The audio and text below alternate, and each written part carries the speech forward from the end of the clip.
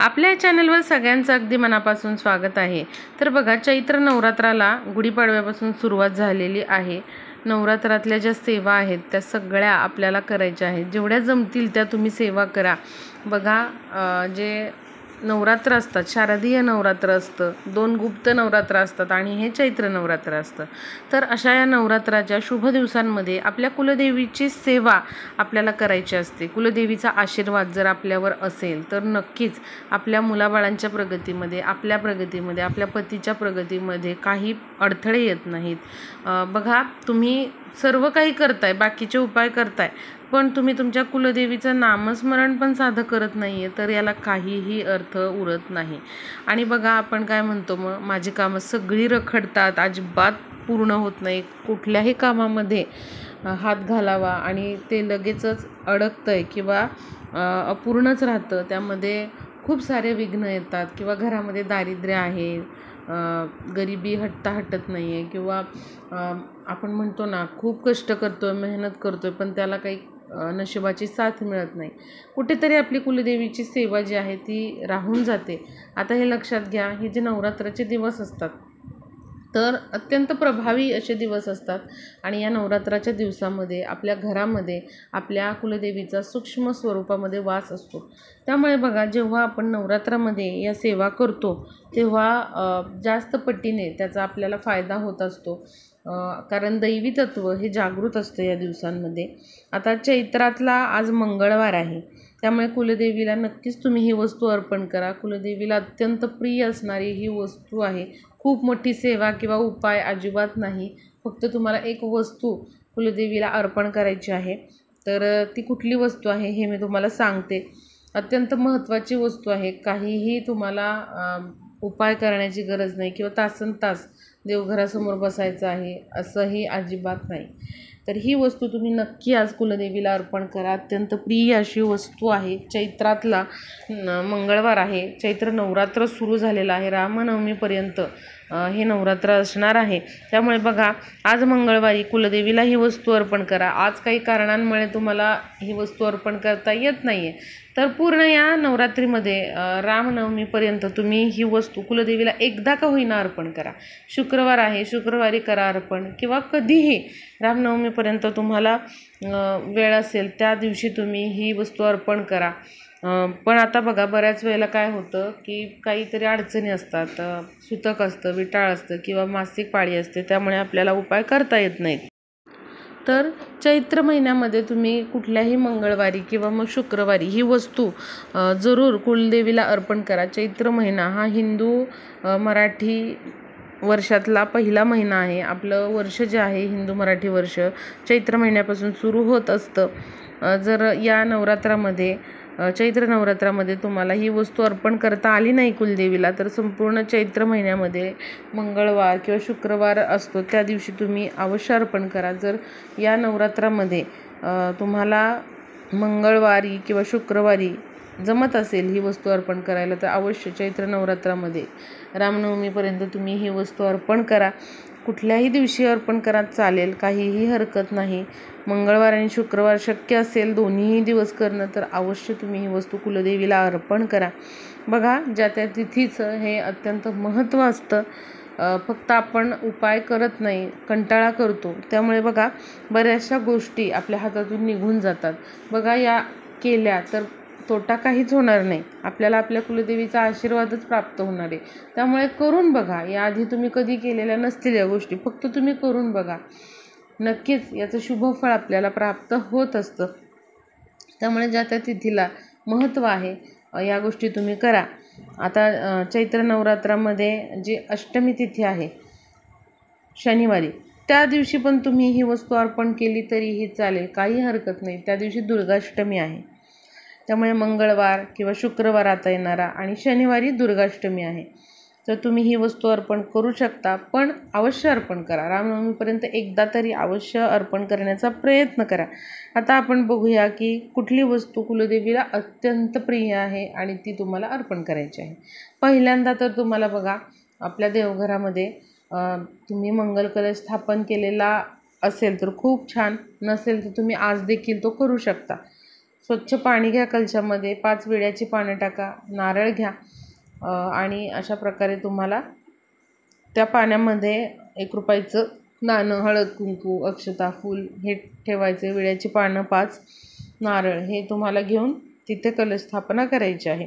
आता बघा, आता कुलदेवीला ही वस्तू अर्पण करायची म्हणल्यावर कुलदेवीचा फोटोच पाहिजे का, मूर्तीच पाहिजे का, असं काही नाही. तुमच्याकडे जर कुलदेवीचा फोटो नाही, मूर्ती नाही, काहीही हरकत नाही.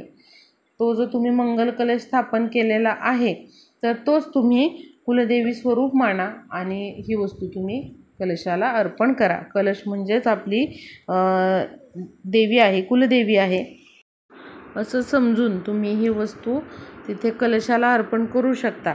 आपली कुलदेवी आहे असं स्मरून. आता बघा, आपल्याला काय करायचं आहे, आज देवघरामध्ये जो दिवा आहे तो प्रज्वलित करायचा आहे आणि त्याचबरोबर एक पणती घेऊन द्विमुखी दिवा आज प्रज्वलित करा. बघा, जर आज तुम्ही केला हा द्विमुखी दिवा तर तुम्ही सलग रामनवमीपर्यंत तो प्रज्वलित करा. त्या दिव्यामध्ये मात्र तुम्ही गाईचं तूपच त्यामध्ये तुम्हाला वापरायचं आहे किंवा घरातलं जे कोणतं तूप आहे ते तुम्ही त्या दिव्यामध्ये वापरा. द्विमुखी दिवा आपल्याला प्रज्वलित करायचा आहे. एक वात देवाकडे आणि एक त्याच्या विरुद्ध दिशेला अशी येईल. अशा प्रकारे द्विमुखी दिवा आज जरूर तुम्ही प्रज्वलित करा. ती पणती जी घेतलेली आहे तर रोज आपल्या देवघरातला जो दिवा आहे तो प्रज्वलित करायचा आणि ही पणती पण त्यामध्ये तूपच टाकायचं. त्यामध्ये 2 लवंगा, 2 वेलची टाकायच्या आणि 1 कापुराचा तुकडा टाकायचा आणि अशा प्रकारे 2 वाती टाकायच्या. एक देवाकडे वात आली पाहिजे आणि एक विरुद्ध दिशेला. अशा प्रकारे हा दिवा प्रज्वलित करायचा. मग आज तुम्ही केला तर रामनवमीपर्यंत तुम्ही तो लावू शकता. सकाळ संध्याकाळ त्यामध्ये तूप टाकायचं आणि अशा प्रकारे प्रज्वलित करायचा. आता बघा, कुलदेवीला आपल्याला कुठली वस्तू अर्पण करायची आहे ते मी तुम्हाला सांगते.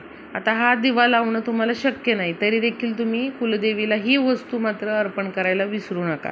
तर ती वस्तू आहे ती म्हणजे गजरा. 1 गजरा तुम्ही अवश्य आज घेऊन या. आज मंगळवार आहे, कुलदेवीचा वार आहे, त्यामुळे 1 गजरा किंवा वेणी मिळत असेल तुमच्या गावामध्ये किंवा फुलांच्या दुकानामध्ये, अवश्य वेणी किंवा गजरा आणा आणि ते तुमच्या कुलदेवीला अर्पण करा. कुलदेवीचा फोटो असेल, टाक असेल, मूर्ती असेल तर तिथे तुम्ही अर्पण करा.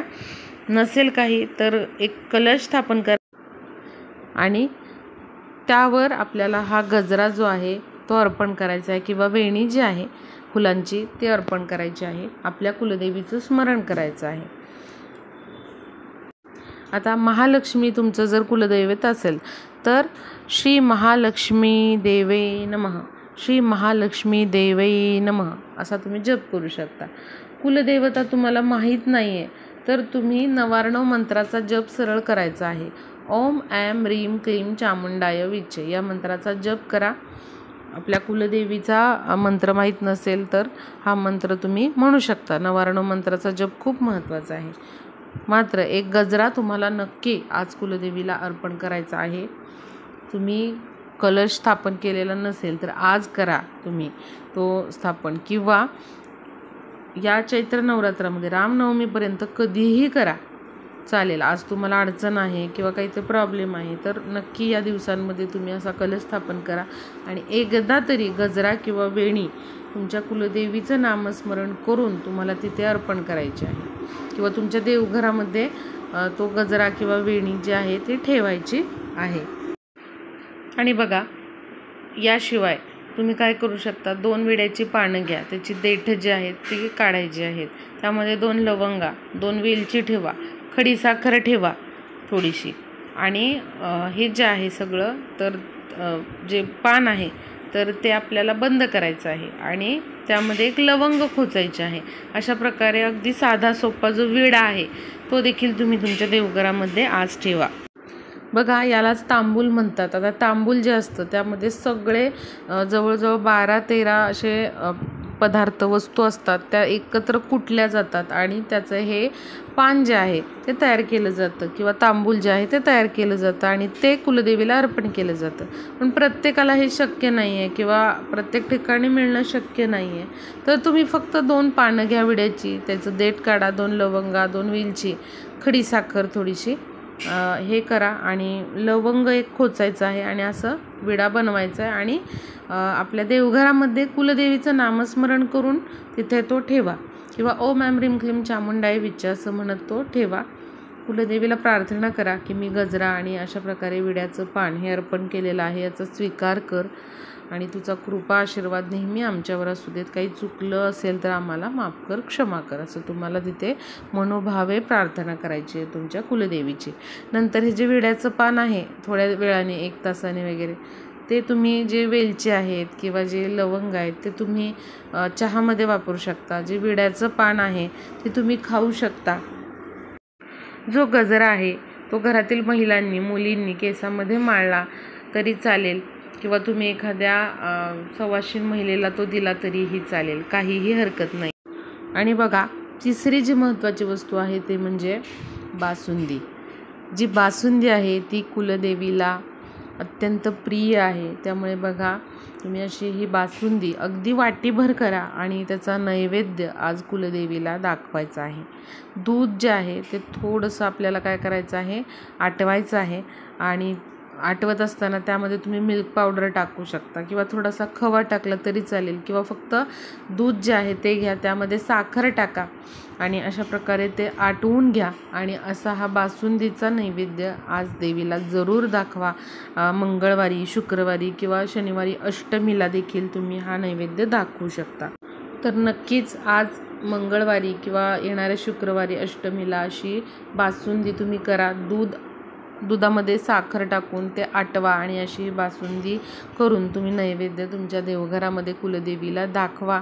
बघा या 3 वस्तू खूप महत्त्वाच्या आहेत, त्या नक्की तुम्ही कुलदेवी समोर आज मंगळवारी किंवा शुक्रवारी किंवा येणाऱ्या अष्टमीला शनिवारी ठेवा किंवा रामनवमीपर्यंत कधीही तुम्ही या ज्या वस्तू आहेत त्या ठेवल्या तरीही चालेल.